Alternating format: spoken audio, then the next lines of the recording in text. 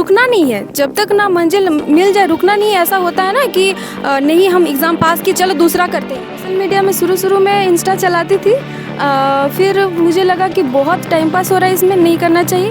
पर लड़का हो या लड़की उसे कोई मायने नहीं है, दोनों सेम है और दोनों का लगन होना चाहिए कि हम पढ़ाई के क्षेत्र में आगे बढ़े। कोई अगर ज़्यादा बोल रहा है, उसको ज़्यादा चीज़ का जानकारी है, तो सामने वाला पर्सन बोलता है कि तुम पीएचडी करके आया है क्या, बड़ा पीएचडी करके आया है। ऐसा स्पेशल कोई कोचिंग जाना आना ऐसा कोई मेरा नहीं था, घर से ही मैंने किया है। She is my nice. She has been very talented since her childhood. We are so overjoyed. We cannot express in my words. आज हम ऐसे लड़की के पास बैठे हुए हैं जहाँ पर मुझे इंटरव्यू लेते हुए भी मुझे गर्व महसूस हो रहा है। और ये लड़की जो है एक सुदूर गांव से बिलोंग करती है, जो केलियासुल प्रखंड के रहने वाली है, जिन्होंने अपने प्रखंड का नाम रोशन किया। नीट एग्ज़ाम में 95.4% लाकर अपने पूरे प्रखंड का नाम रोशन किया।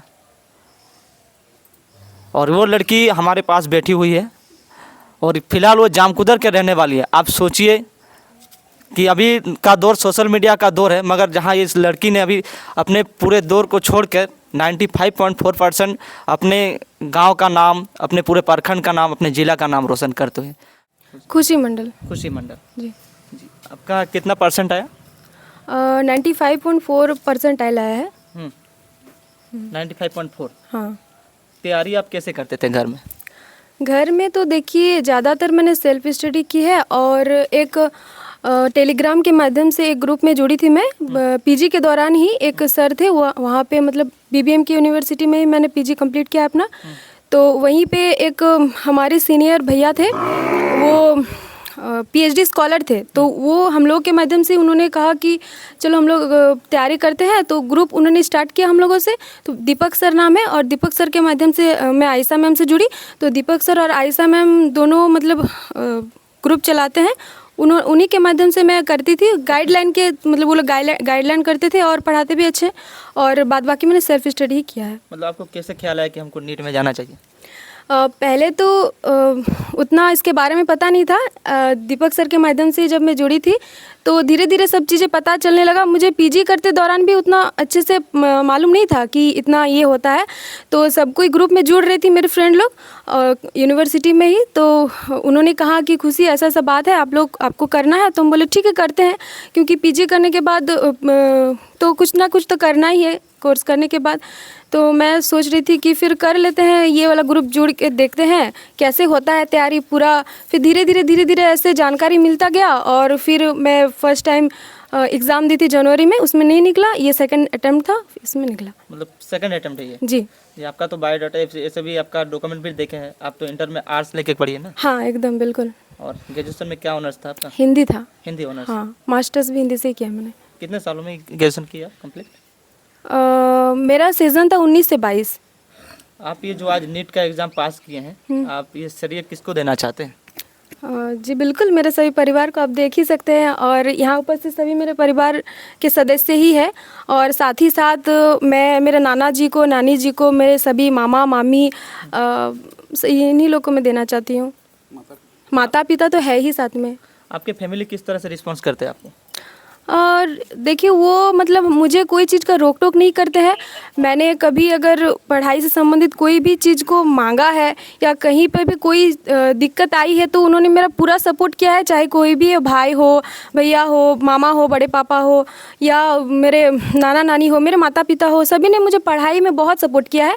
और यही कारण है कि मैं यहाँ आज आप लोग के सामने हूँ। अगर वो रोक टोक करते तो मैं नहीं कर पाती इतना। ज़्यादातर आजकल तो सोशल मीडिया का जिस तरह से दौर चल रहा है, मगर जिस तरह से आप अपना जो तैयारी किए हैं, क्या सोशल मीडिया में आपको कभी इच्छा नहीं है कि हम सोशल मीडिया भी हम भी यूज़ करें? नहीं, सोशल मीडिया में शुरू में इंस्टा चलाती थी, फिर मुझे लगा कि बहुत टाइम पास हो रहा है, इसमें नहीं करना चाहिए। तो मैं 2-3 साल पहले उसको हटा के, कुछ नहीं, व्हाट्सअप कुछ नहीं, मेरे पिताजी का नंबर है, उसी में मेरे पिताजी पहले से ही व्हाट्सअप चलाते हैं, तो उन्हीं का नंबर से मेरा व्हाट्सअप चलता था। मेरा सिम खाली ऑन है, बस व्हाट्सअप फेसबुक कुछ नहीं, बस जो भी टेलीग्राम में जुड़ी हुई हूँ मैं अपना, इसमें मेरा नंबर से सिर्फ टेलीग्राम है, बाकी कुछ नहीं है। मतलब आपको लगता है कि सोशल मीडिया में कुछ नहीं हो सकता है? ये तो मैं नहीं बता सकती, लेकिन मेरा पर्सनल जो एक्सपीरियंस है, मैं कहना चाहती हूँ कि हाँ, इन्फ्लुएंसर बन सकता है। सोशल मीडिया से सब कोई बन ही रहा है, आप लोग को पता ही होगा। लेकिन अगर पढ़ाई के क्षेत्र में आपको जाना है तो मुझे लगता है ये सब अवॉइड करना चाहिए। बहुत सारे जैसे कि आजकल के जैसे युवा है, लड़की है, ज़्यादातर अपना टाइम स्पेंड सोशल मीडिया पे कर रहे हैं। उन लड़की को और उन लड़कों को क्या कहना चाहते हैं आप? देखिए, सबका इंटरेस्ट अलग अलग चीज़ पे है, सब कोई अपना अपना करियर अपना अपना हिसाब से बनाना चाहते हैं।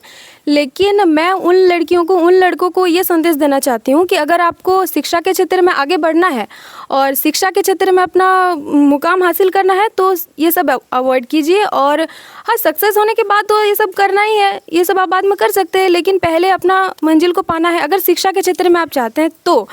और अगर आपको सोशल मीडिया में फेमस होना है तो आप कर सकते हैं, लेकिन अगर पढ़ाई करना है आपको तो मुझे जितना अगर मैं ये सब नहीं छोड़ती तो मेरा भी नहीं हो पाता, मेरा भी अभी तक टाइम पास ही चलता। आपको कैसे क्या लगा इसमें इसमें तो जाने का कुछ हाँ, मुझे बचपन से ही शौक़ था पीएचडी करने का।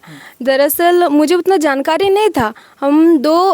अगर हम लोग गांव देहात में देखते हैं कि अगर कोई दो आदमी के बीच बातचीत हो रहा है, वार्तालाप हो रहा है, तो कोई अगर ज़्यादा बोल रहा है, उसको ज़्यादा चीज़ का जानकारी है, तो सामने वाला पर्सन बोलता है कि तुम पीएचडी करके आया है क्या, बड़ा पीएचडी करके आया है, ऐसा बोलता है ना। तो मेरा दिमाग में वो चलता था बचपन से कि पीएचडी होता क्या है।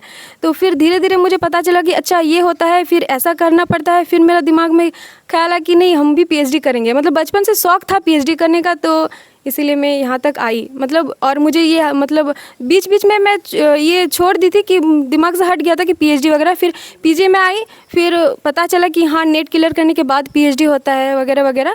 फिर पढ़ाई कितना घंटा करते थे डेली घर में?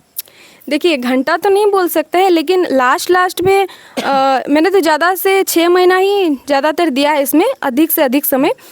तो लास्ट टाइम में मैं खाली जो अपना पर्सनल काम होता है वो सब छोड़ के ज़्यादातर समय यहाँ तक आधी रात तक और सुबह जल्दी उठ के भी मैं पढ़ाई में ही अपना टाइम देती थी। आपके पिताजी क्या काम करते हैं? पिताजी तो अभी शोरूम में काम करते हैं। शोरूम में? हाँ। और आपकी मम्मी हाउस वाइफ ना? Mummy house wife. कोई नीट एग्ज़ाम देना चाहते हैं तो उसके लिए क्या प्रोसेस है? नेट एग्ज़ाम के लिए प्रोसेस कुछ नहीं है, आप तैयारी कीजिए और फॉर्म अप्लाई करते रहिए, और जब तक ना हो जाए तब तक रुकना नहीं है बस। मैं तो पर्सनली ये नहीं बोलूँगी कि कौन सा कोचिंग बढ़िया है या फिर कोचिंग लेना चाहिए कि नहीं। अगर आपको सिलेबस के बारे में जानकारी है, आप अपने मंजिल को जानते हैं और मंजिल इस एग्ज़ाम के बारे में अगर आपको जानकारी लेना है तो आप गूगल से भी कर सकते हैं। मेन ये है प्रीवियस ईयर में आप सिलेबस को अच्छे से देखिए, पहले सिलेबस को देखिए, उसके बाद PYQ को देखिए, प्रीवियस ईयर क्वेश्चंस को। उसके बाद आप मिलाइए कि सिलेबस से क्या क्या हमको पढ़ना है, कौन कौन चीज़ आया हुआ है, ये सब चीज़ को देखिए, तो आप सेल्फ स्टडी से भी कर सकते हैं, ऐसा नहीं। नीट का कोचिंग आप कहाँ से स्टार्ट किए थे? हम कोचिंग नहीं किए ही नहीं है। हम किए ही नहीं, वही टेलीग्राम से जो मैंने अभी कहा ना, दीपक सोरायशा मैम, तो उन्हीं के माध्यम से मैं जुड़ी थी बस। हाँ, ऑनलाइन से ही। ऐसे स्पेशल कोई कोचिंग जाना आना ऐसा कोई मेरा नहीं था, घर से ही मैंने किया है। टोटली घर से किया? आपके गांव से कोई एग्जाम पास नहीं किए? नहीं किए हैं अभी तक। अभी आपके प्रखंड में भी, प्रखंड के लिए असुल प्रखंड में है फिलहाल? हाँ, प्रखंड में हो सकता है, लेकिन गांव में अभी तक नहीं है। तो आपको पिताजी को इसके बारे में, नीट के बारे में क्या जानकारी दिए थे आप? क्या बोला था पिताजी आपसे जब नीट एग्जाम आप तैयारी कर थे शुरू में? पिताजी का तो फुल सपोर्ट था। फिर भी पिताजी बोलते थे कि जैसे कि रेलवे वगैरह हो गया, NTPC हो गया, ये सब का वैकेंसी निकलते रहता था, तो मेरे मामा जी पिताजी बोलते थे कि इसको भरो। तो मैं फिर बोलती थी, लास्ट अभी दिसंबर नवंबर में निकला था, तो बोल रहे थे कि भर दो। तो मैंने कहा कि मुझे वो नहीं करना है, मुझे ये करना है, नेट में ही जाना है, PhD के क्षेत्र में ही। तो फिर मैंने कहा कि मुझे इसी में तैयारी करना है। और जबकि हम लोग दूसरा एग्ज़ाम का अगर तैयारी करते हैं, फॉर्म भरते हैं, तो दिमाग में एक टेंशन रहता है कि अरे उसका भी एग्ज़ाम है, चलो एक सप्ताह उसको देख ही लेते हैं। तो उसमें होता क्या है ना कि हमारा टाइम और ज़्यादा ये नुकसान होने लगता है, टाइम का बर्बाद होने लगता है। इसीलिए मैंने कहा कि मुझे यही करना है और फिर यही करते रहे और दूसरा साइड में ध्यान नहीं दिया। आपकी फैमिली में कौन कौन है अभी? मेरा फैमिली बहुत बड़ा है। फिर भी आपके फैमिली में कौन कौन है? मेरे माता पिता है, बहन है, चाचा चाची है, बड़े पापा है, भैया है, बड़ी मम्मी है, दादी है, बहन लोग है, मतलब बड़े पापा है। सब फुल सपोर्ट है? हाँ, फुल सपोर्ट। जामकुदर के रहने वाली है खुशी मंडल, और उनके मम्मी है, उनके पूरा फैमिली मेरे साथ खड़ा है आज। तो उनके मम्मी से आज बात करते हैं। कैसा लग रहा है आपकी बेटियाँ इस तरह से मुकाम हासिल किए हैं, अपने गाँव का नाम रोशन किए हैं, पूरे प्रखंड का नाम रोशन किए हैं? बहुत अच्छा लग रहा है।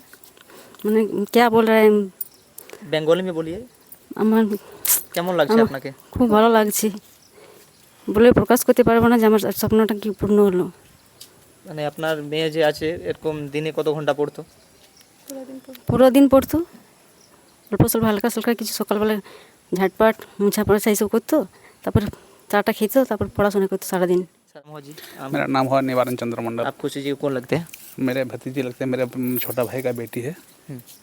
जिस तरह से आज खुशी जी अपने गांव का अपने प्रखंड का नाम रोशन किए हैं उसके बारे में दो शब्द बताइए क्या कैसा लग रहा है आपको अभी देखिए सिर्फ ये मेरा गांव का ही नाम नहीं रोशन किया है, मेरा परिवार का ही नाम रोशन नहीं किया है। ये पूरा हमारे धनबाद ज़िला मूल निवासी के रूप में, हमारे मूल निवासी के रूप में पहले ये सब नहीं होता था, लेकिन आज के दौर में हमारे यहाँ एक लड़की होने के नाते कि नीट पास किया, हम लोगों का बहुत गर्वित हो रहा है। पहले आपको भरोसा था पहले से हाँ, बहुत पहले से भरोसा था कुछ करके दिखाएगा मेरा लड़की। गांव वाले से क्या अभी गांव में तो घूम रहे हैं फैमिली में हाँ, फोन हमारे भी आ रहा होगा पूरा आपको? गांव में उत्साह है, पूरा उत्साह का माहौल है मेरा पूरा गांव में। ऐसा कोई नहीं बताया है कि मेरा गांव का नाम रोशन हुआ है, सबका मुँह से मैं यही बात सुना हूँ। मेहमान घर से भी फोन आते हाँ, होंगे? मेहमान से एकदम हमेशा आते रहता है, हमेशा फ़ोन आते रहता है। आप क्या काम करते हैं हम तो कुछ नहीं, खेती बाड़ी करते हैं हम। खेती बाड़ी हाँ, खेती बाड़ी। किसान की बेटी आज हाँ, किसान की बेटी है। क्या नाम हुआ आपका गोपाल मंडल। आप यहीं के रहने वाले हैं ना हाँ, हम लोग यहीं के रहने वाले हैं। मेरा भतीजा है। आपके कौन लगती है मेरे चाचा की लड़की है। जिस तरह से आज मुकाम हासिल किए खुशी जी आप तो सुन ही रहे होंगे 95.4% कोई आम बात नहीं है, तो उसके बारे में आप क्या कहेंगे देखिए, लगन सबसे बड़ी बात है। अगर कोई लगन से कोई भी काम करे तो वो कुछ भी हासिल कर सकता है।